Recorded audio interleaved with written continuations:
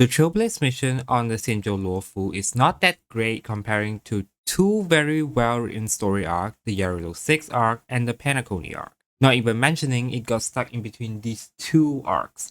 In my opinion, I don't think the story on Xianzhou Lands is bad, it's just poorly executed, it has weird pacing, and most importantly, a lot of very interesting story did not get the chance to present itself on screen. When you dig deeper within the lore, the readables, the small interactions, the Xianzhou have up to 8,000 years in star calendar of history when you sit back and look for it. Today, this video will be covering the history of the Xianzhou Alliance.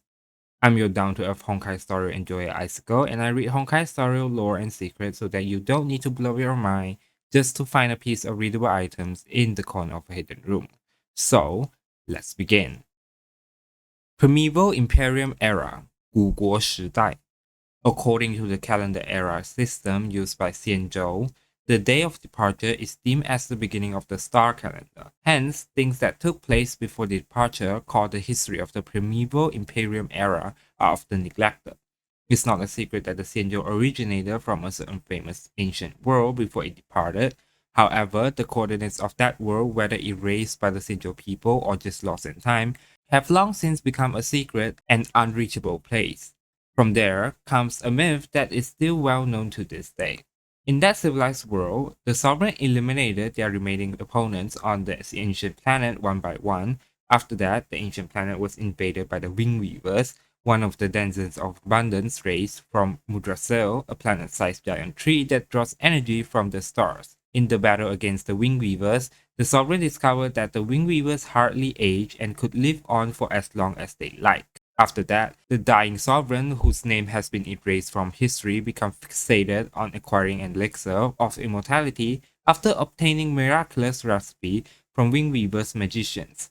They summoned craftsmen from all over the world and ordered them to construct a fleet of 9 ships. Then, the sovereign dispatched wise officials and valiant generals onto the 9 ships. 兗州罗浮, Yao Qing, Zhu Ming, YuQue, Banghu, Xulin, Daiyu, Changcheng, and Yuanqiao to the Astral Sea to search for immortality, hence the beginning of the Xianzhou history. Lone Voyage Era, 孤航时代. The Lone Voyage Era is marked as the start of the Xianzhou civilization after the 9 ships departed the planet. According to the ancient ship logbooks in the Intelligentsia Guild, the dates could be traced back to 8 millennia star calendars years ago and 7 millennia ago if converted to Ember Era calculations. At that time, the ship looked nothing like its current appearance, and it was populated by the ancestor of the Xianzhou people, which are short-lived species back then. Year 0. The Xianzhou Alliance leaves its homeworld with the 9 initial ships to seek out the Aeon of Abundance, Yao Shi, for immortality. Later, Yao Shi is referred to as the Merciful Medicus by the disciples of Sanctus Medicus and the Plague's Author by most of the Xianzhou natives. Around year 500, the Xianzhou Alliance comes into contact with the Void Song Veils. According to Silver Wolf, the hologram found on the ceiling of the Express represents a Void Song Veil. Around year 1000, the Xianzhou Alliance witnesses the almighty barrier separating the world from the endless void, the Echidna Skywall, also known as the Celestial Comet Wall, being built by the Aeon of Preservation Klepov, or later to be known by the Xianzhou residents as the Firmament Arbiter, Bu Tian Si Ming. They also come in contact with the IPC around this time. Year 1200. The Xianzhou Daiyu explodes during the campaign against the Viscorpus, another denizens of Abundance race, crashing into the ocean world of Thalassa. Thus, Xianzhou Daiyu comes to an end. Around year 1400, the Xianzhou people forcefully take control of the ships from the automatons, as all 9 ships were issued to be controlled by the automatons by the unnamed sovereign before they begin their journey, as all forms of weaponry of security were banned and replaced by the automatons and engineered to maintain public order. Year 1700. An unnamed Xianzhou hero who would later become the aim of the hunt, Lan, or later to be known by Xianzhou residents as the Rainbow Arbiter, Di Gong Si Ming, is born. Now note this, everything regarding Lan before they become an Aeon is believed to be historical truth by a minority of academics. However, there is no factual evidence to show that the hero is Lan, Although the Xianzhou Alliance have never outright denied the myth's authenticity, their unclear stance on the subject has been taken as an implicit denial. After year 1700, the Xianzhou first came in contact with the heliobi Suiyang. The heliobi is a shapeless species made of pure energy that appears as flames capable of cognizant speech. The heliobi penetrated the ship's walls to appear before the Xianzhou's aristocrat, declaring themselves a shapeless and rootless race, beseeching Xianzhou to give them a safe birth. The species will adapt at creating mirages and illusions to tempt humans, thus the people of the Xianzhou become addicted to this wondrous creature of pure energy and indulge in frolicking with them. The heliobi soon expose their true colors as they try to take the human's body, drain their emotions, and control their will. This was known as the possession tragedy 夺舍之祸. Among the remaining 8 ships, the Xianzhou Zhuming suffered the greatest. Then come the heliobi wars. The heliobi form a red microstar in an attempt to capture the Xianzhou fleet. A suicide squad led by the non-Aeon Rainbow disassemble and weaponize the ship's auxiliary engines to fight the heliobi. The Suicide Squad sent the weaponized auxiliary engines straight into the red star formed by the heliobi, causing it to undergo early decay and implode into a black hole. The Xianzhou artisans ultimately bind the heliobi within shapeless prisons and sentence them to provide energy for Xianzhou for all eternity. The defeated heliobi leader, the Flint Emperor Sui Huang, is imprisoned and sentenced to serve as the power source for the Xianzhou Zhuming for the rest of their eternity life. After the heliobi wars, sometime later, they come in contact with Yao Shi and they planted the Ambrosia Arbor on Xianzhou Luofu, which later became the flagship of the alliance. The planting of the Ambrosia Arbor of the Xianzhou Luofu brought celebration and joy for the immortality it promises. However, the rainbow foresaw the devastation that Mara would cause to the Xianzhou, possibly with the help of the Aeon of Erudition, newest or later to be known by the Xianzhou residents as the Wisdom Walker, 辨识天君. When they tried to warn the others of this future, they were mocked and labeled as insane. To show their resolve, they shot at the Ambrosia Arbor, an act that would be convicted for. The aristocrats who had eaten the fruit of the arbor were enraged, but as they still respected the Rainbow's heroic exploit in the heliobi's war and prestige, could only sentence them to continual hibernation in cryosleep pods. Year 2605. At the end of that year, the Xianzhou Luofu introduces its Yellow Jacket census and almanac, advising of all death revitalizations on Xianzhou for this year. This is not specifically explained, but I compare it with the Chinese version and made my own assumptions as below.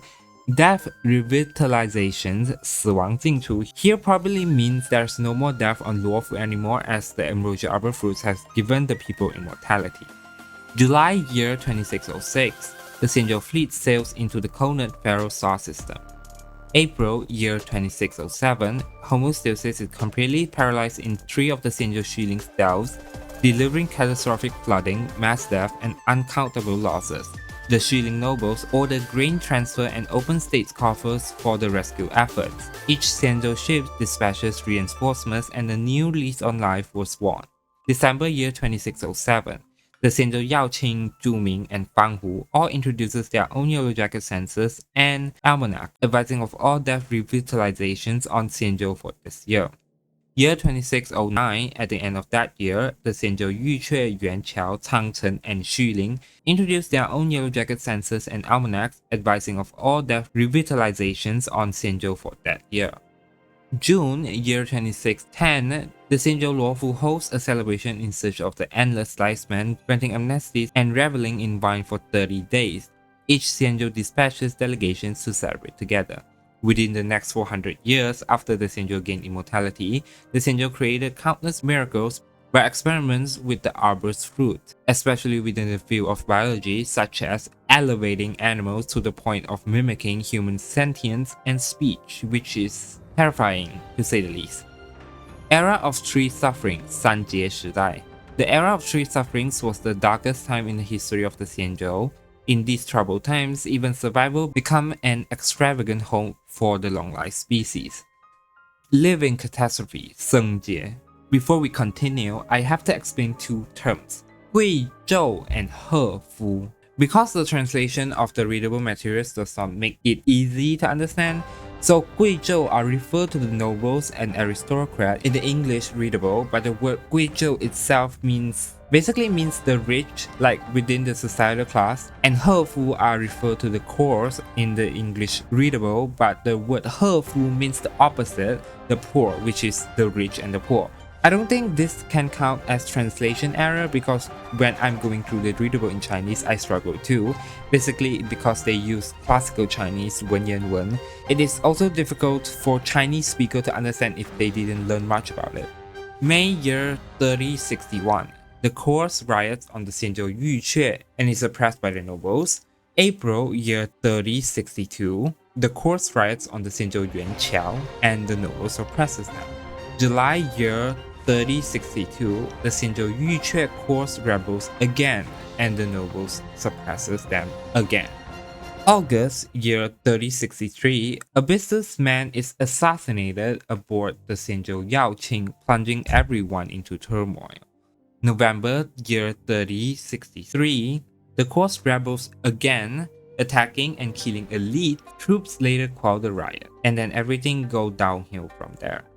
February year 3198, all the Xianzhou fleet is embroiled in chaos. The leader of the corps sent a letter to all the ships saying the nobles have long feasted on their blessings of the abundance, holding the balance of power and enjoying exclusive wealth with their long life, high status, hearty meals, and secret ways, and you view us coarse and young as worse than animals. You suffer from Mara, and the whole world is driven by chaos and disaster.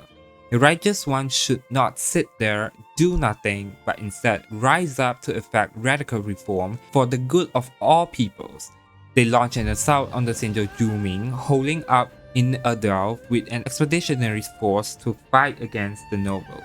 Basically, the whole ordeal is about the first generation that get blessed by the Ambrosia Arbor have lived for a very long time, which is about 400 years. Within this time period, born the newer generations.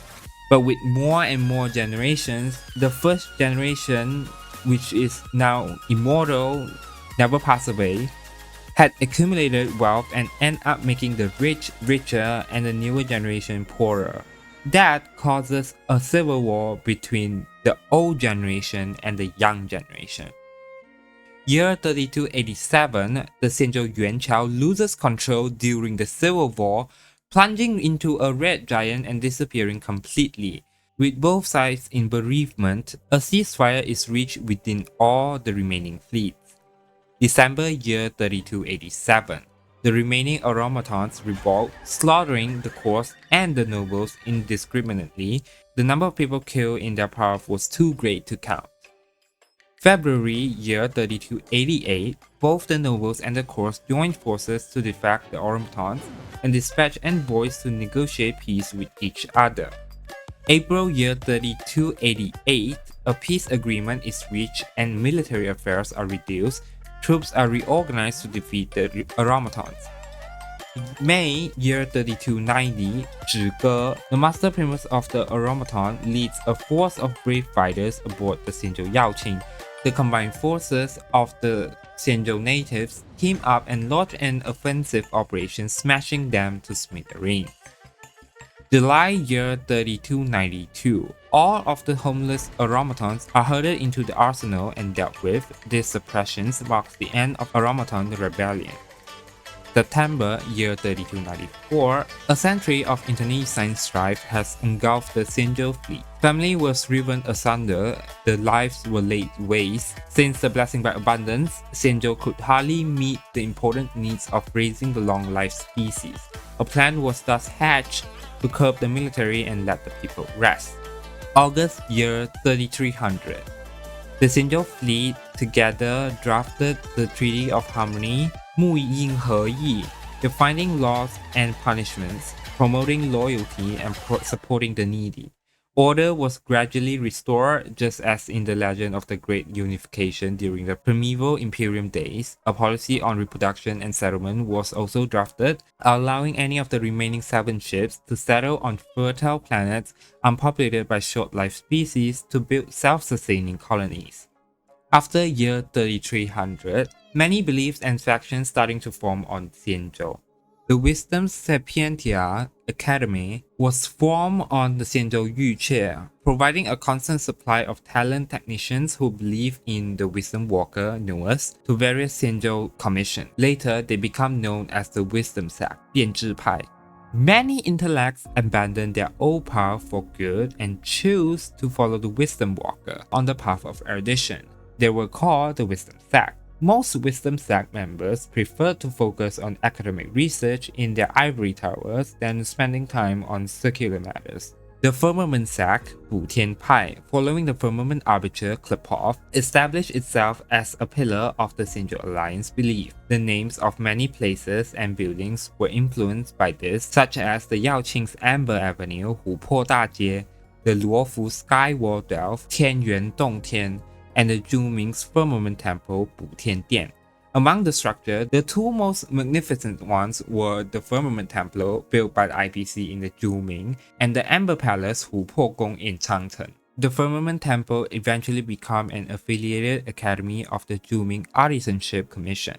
Quite a number of people went against the trend and become faithfuls of Yao Shi. They firmly believed that the behavior of the Dancers of Abundance deviated from Yao Shi's will, and the Marshal only existed because Yao Shi's will was improperly executed. These people call themselves disciples of Sanctus Medicus, 药王秘传. But for a long time in history, the old disciples of Sanctus Medicus, 旧药王秘传, emphasized on old, were not a notorious group. They accepted skepticism with an open mind and built apothecaries to help the poor and needy. Other sects formed besides those who believe in aeons.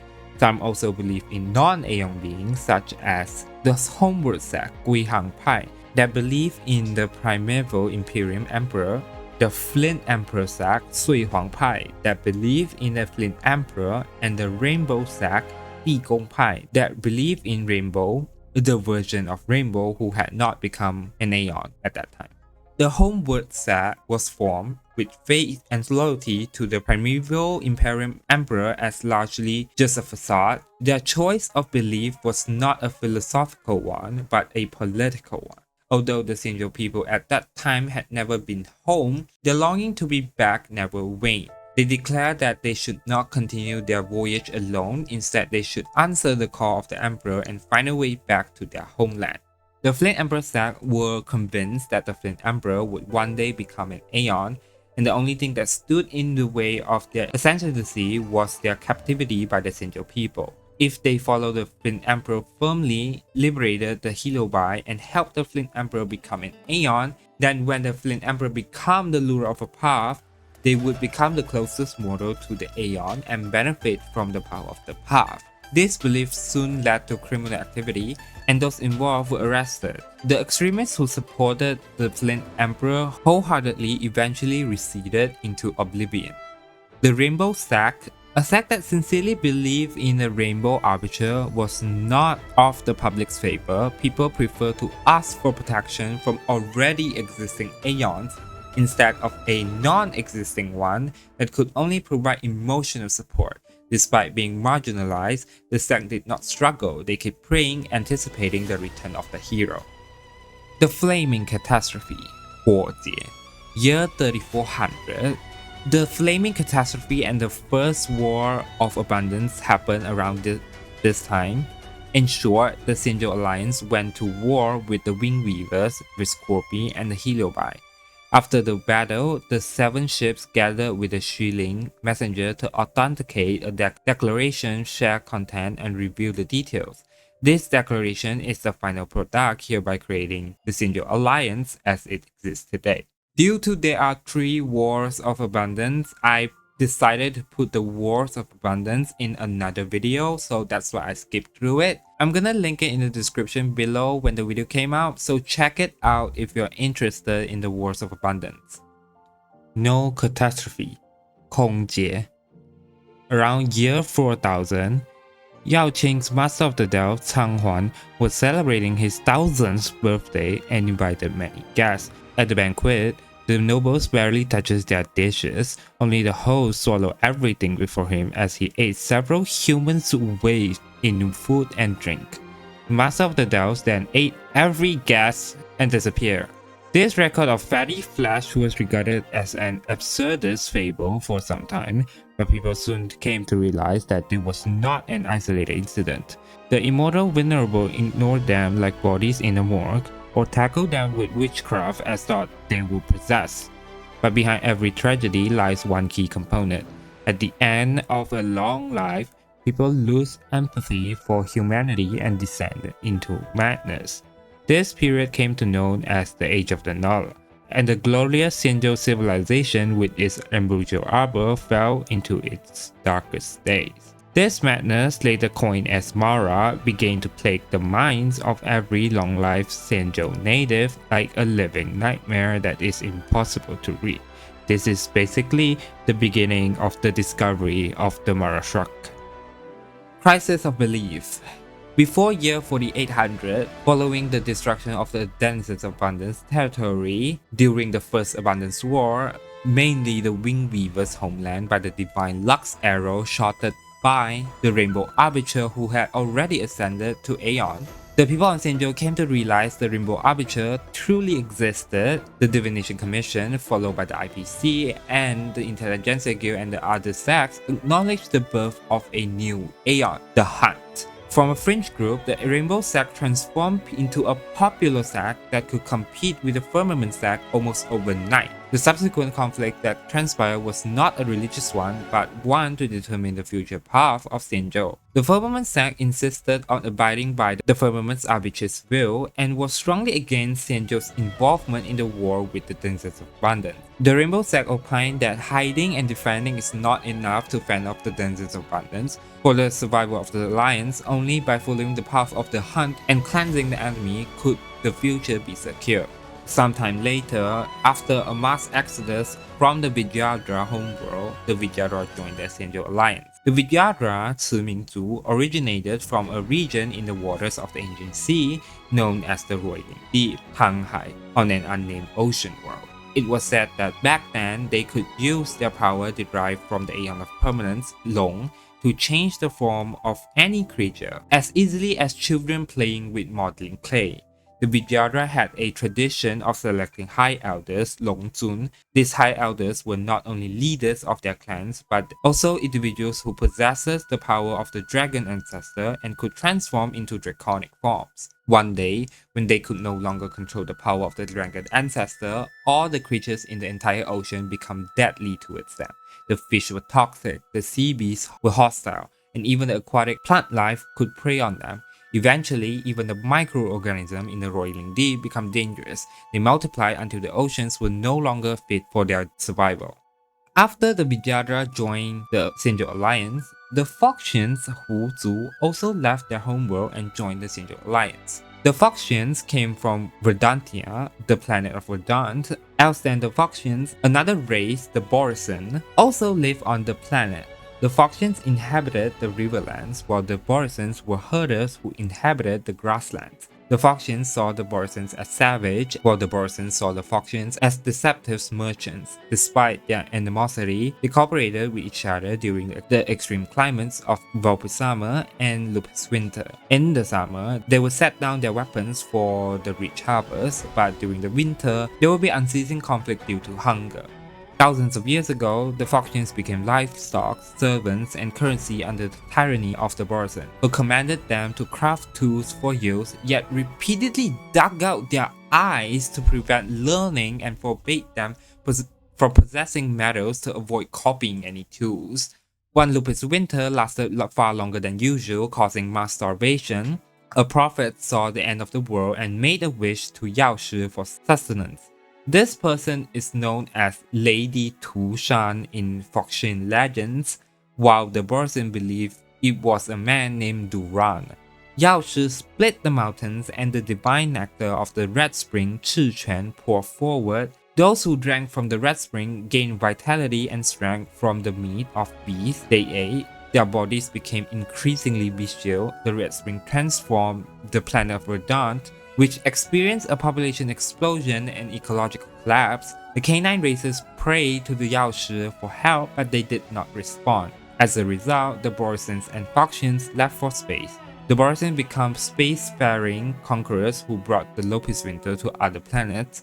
Many of Foxians were eventually rescued by the Xianzhou Alliance, becoming one of the three main races of the Alliance, becoming the dominant culture on the Xianzhou Yaoqing. Thousands of years later, they still fight tirelessly for the liberation of their king, that is still under the control of the Borisan.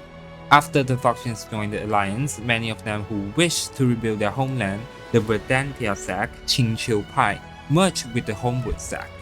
Era of the Hunt, 巡猎时代. Year 4800, the five lineages of the Vidyadhara made an alliance on the Xianzhou Yuque, putting their sacred vow into writing. 今时可说，此事不破. This oath shall remain unbroken, standing stronger than even earth and steel, to look over the plague marks on the fleets. For one of the known occurrences, the entire luminescent depths into the Luofu Dell with the help of the hundreds of preceptors, Yu Bie, the High Elder back then, cast Clownheim to seal the ambrosial arbor roots under the water to prevent them from corrupting the folks with plague. Records describe that the roots are suppressed with a secret spell. This so-called secret spell is actually just the scientific technology of the Vidyadhara that is kept classified. After the roots were subdued, the Vidyadhara preceptors built the Dragon Wizard Rain Hall and a statue to commemorate Yu Bie. The High Elder blessed the Luofu with the Scale-Jaws waters to suppress the Mara crisis forevermore. Truly an impossible mission. He also pacified the 6 charioteers and created a peaceful era. This statue serves to remember such monumental grace. Year 5320, the Xianzhou Yuque Divination Commission witnesses the complete destruction of Muldrasil, the homeworld of the Winged Weavers. The Antimatter Legion destroyed the Winged Weavers' home almost instantly. Since then, many Winged Weavers have become lost wanderers in space, reduced to mercenaries and intergalactic pirates. Year 5700, one of the Lord Ravager, Overlord Celenova, emanator of destruction, boards a Xianzhou ship and requests a ceasefire with the Xianzhou Juming, requesting the ship to change course and assist in attacking the homeworld of the Winged Weavers.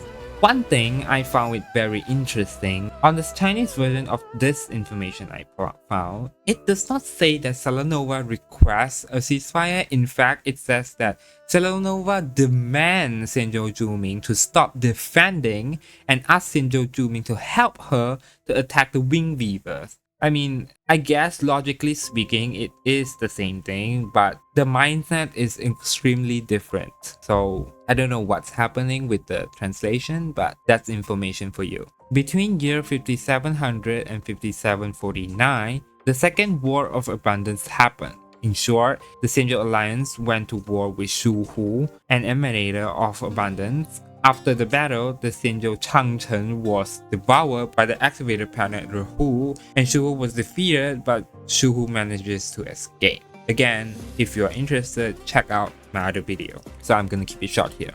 Year 6804, another Lord Ravager, Overlord Celenova, also emanator of destruction, ignites the sun of New Bethlehem, scorching its planetary surface with huge amounts of radiation and instantly turning it into glass. This was recorded in the list of arch-enemies of Xianzhou Alliance. Between year 6804 to 7032, the old disciples of Sanctum Medicus existed in secret for thousands of years before becoming the Cold Spring sect, Han Quan Pai, which overhauled the entire Xianzhou healthcare system. The Cold Spring sect publishes a statement to clarify that they had abandoned the erroneous belief in the Yao Shi after a terrorist group calling themselves the disciples of the Sanctum Medicus starting wreaking havoc. Liu Hua, a Vidyadhara, authored Liu Hua's medical compendium in the hopes of reorganizing and better explaining the principle of Xianzhou medical science using more scientific methods of injury. 93 years after Li Hua's hatching rebirth, the Cold Spring sect rediscovered how Liu Hua's medical compendium had a vision before its time and offered critical value to the field of medicine and regard the book the standard for medicine. The Cold Spring sect innovative thoughts were gradually acknowledged by the various groups in the alliance, and Liu Hua Medical's compendium also finally gained importance. Year 7032, 23-year-old Izumitamagawa arrived at the Xianzhou Zhuming as a trade specialist and resided there as a visitor for the rest of her life. She realized that the galaxy knowledge on the Xianzhou Alliance at the time was mostly based on incomplete story or unfounded rumors.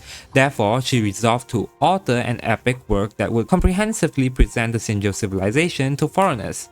Izumitamagawa officially finished the Grand Encyclopedia of Xianzhou. The chapter on medical sciences features prominently in this epic work, taking up almost 1/3 of the pages, while the chapter of the medical science is only an amateur piece of work when compared against the professional pharmacopoeias and medical textbooks. This publication still managed to achieve Izumitamagawa's original goal of letting every traveler understand Xianzhou's medical sciences. Year 7143, Lord Ravager Overlord Celenova stirs up a huge cyclone, smashing the ecosystem on Aedirn into smithereens. This was recorded in the list of arch and nemesis of Xianzhou Alliance. Between year 7143 to 7379, Jing Yuan is invited by Jing Liu, the previous swordmaster of the Lord Fu, to her team comprising of herself, Bai Heng, Ying Xing, and the imbibed Lunei Zhang Feng. They thus form the legend of the High Cloud Quintet, Yun Sang Wu Xiao.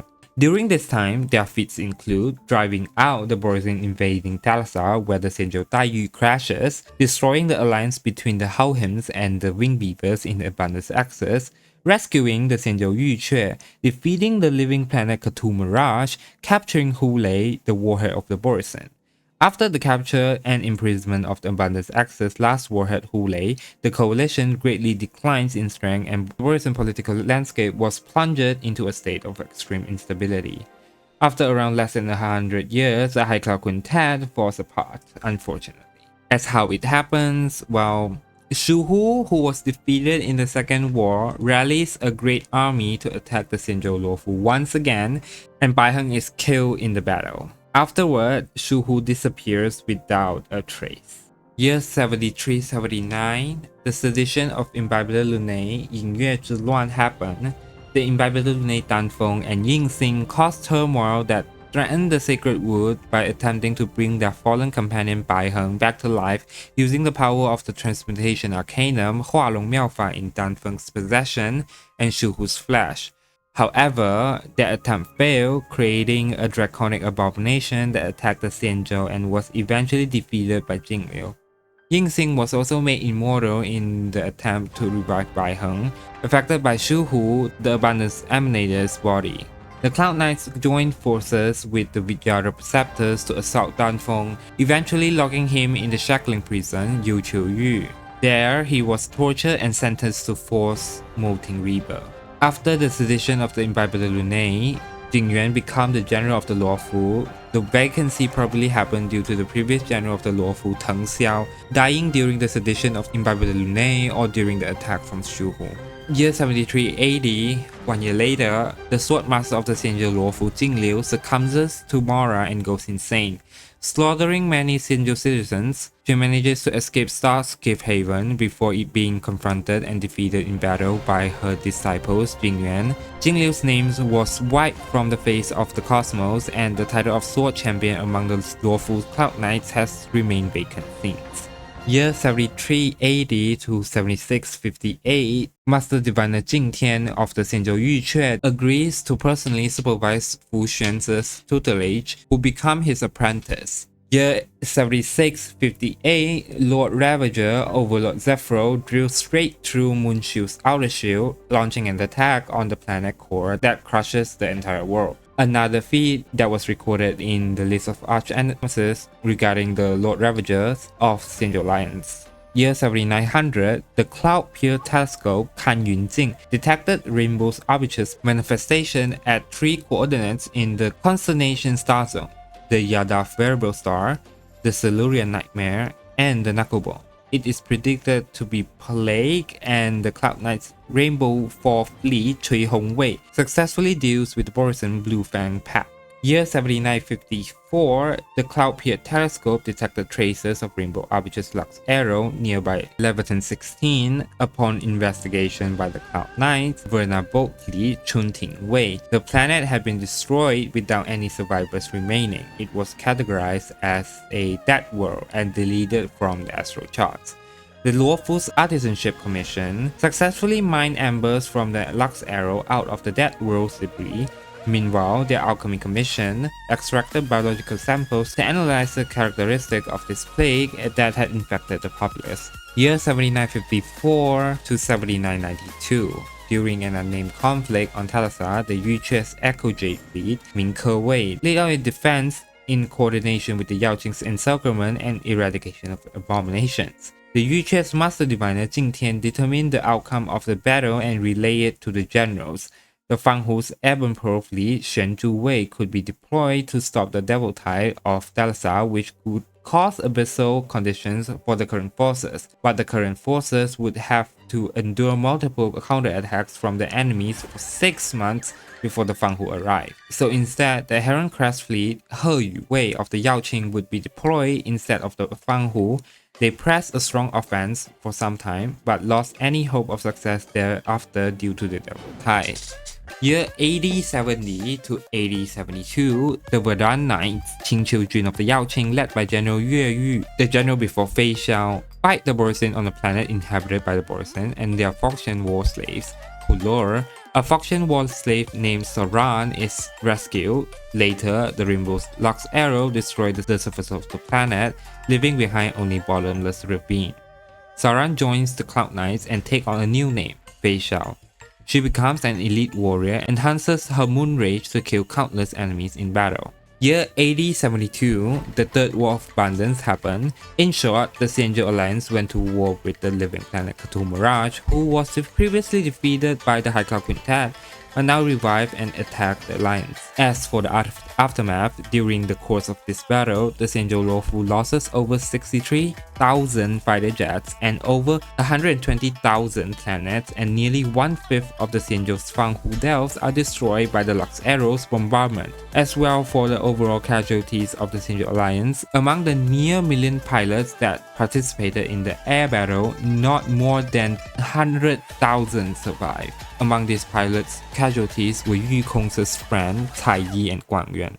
Around this time, Ling Sha and her master Yun Hua, the former cauldron master of the Luofu, are exiled from the Luofu to the Zhuoming. This sentence is arbitrated and carried out by Jing Yuan, as the chief alchemist Dan Shu becomes the acting head of the Luofu Alchemy Commission. The Xianzhou Fanghu stopped issuing new travel passes briefly due to the damage inflicted by the Third Abundance War. Due to the Vidyadhara inability to reproduce, they permanently lost a large number of their population. After the new travel policy was put into place, the ship opened up to visit once more. Yu Kong gives up flying and transfers to the Luofu Skyfaring Commission, eventually become the Hellmaster of the Luofu. She also adopts the Qingni, Cai Yi and Guang Yuan's daughter as her own. Year 8096, a young soldier named Yan Qing rises to fame from the tournament hosted by the Seed of Divine Foresight and is conferred the rank of Cloud Knight Lieutenant. Year 8098, the Xianzhou Fanghu is moored at the Lenadi star system in the Latakulni star cluster and is expected to remain there for some 10-star calendar years. The Fanghu assesses it to be a hidden star system with no ecosphere within several light years range, intending to lay low and evade attacks from the Denizens of Abundance or the Antimatter Legion more easily. May, the Xianzhou Yaoqing reports a resounding victory against Velomum's abomination. June, the Xianzhou Yaoqing reports a resounding victory against Toast 8 abominations. July, the Xianzhou Yuque reports continuing their explorations along an ancient shipping lane. October, the Xianzhou Yaoqing reports a resounding victory against Sakin Chadu's abominations. The Yaoqing also reports that the Interracial Peace Corporation swooped in to support. November, the Xianzhou Yaoqing is more in the King Shenzhou star system in Kasarang star cluster and cooperating with the IPC to harness local minerals and recuperate. The Xianzhou Juming is more in the Leroy Gadurei class Stella Yamazaki star system inside the territory of the Klimt Republic. The Juming remains there for 10 star calendar years to conduct scientific exchanges. December, the Xianzhou Yaoqing reports a resounding victory against Asmodeus' abomination. Current era.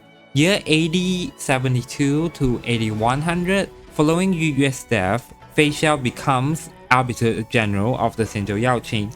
She appoints Jiao Qiu, who had withdrawn from practicing medicine shortly after the Third Abundance War, to become her healer. Sometime during her rule, the Verdun Knights arrest 117 members of the Disciples of Sectus Medicus. Fei Xiao finds Mo Ze among their ranks and recruits him to be a shadow guard of the Yaoqing. Within this time period, Dan Shu loses faith in the Rainbow Arbiter, becoming one of the leaders of the Disciples of St. Medicus, gradually growing the organization and recruiting a large number of local alchemy commission staff. Additionally, the Essential Alliance conducts an audit on the IPC's board members to discern if they could pose as a threat to them in the future. The audit reveals that most of the IPC's directors and other higher-ups are of little threat to them, barring two: Oswaldo Schneider, deemed a high risk, and former Xianzhou native Yan Shiluo, deemed a medium risk. Until here, this is all about the history of the Alliance before the story arc on Xianzhou Luofu starts, where we got interjected by Kafka to direct us to the Luofu, so I think most of you already know what happened next. So until 2.5, these are all we know about the history of the Alliance. I know they just put a lot of important part of the story in riddles and subtext. They do love talking in riddles, which make things confusing for players. Nevertheless, I think they've done a good job writing the Xianzhou story arc in 2.4 and 2.5, which bring a lot of people's interest back to Luofu. This video was a summary of the history of the Xianzhou Alliance so far in honkaiStarrail. If you enjoyed this video, please leave a like and subscribe, and I'll see you on the next video. I'm your down-to-earth honkaiStarrail enjoyer, ICIKLE, and I read honkaiStarrail lore and secrets so that you don't need to. 愿此行终抵群星. May this journey lead us outward.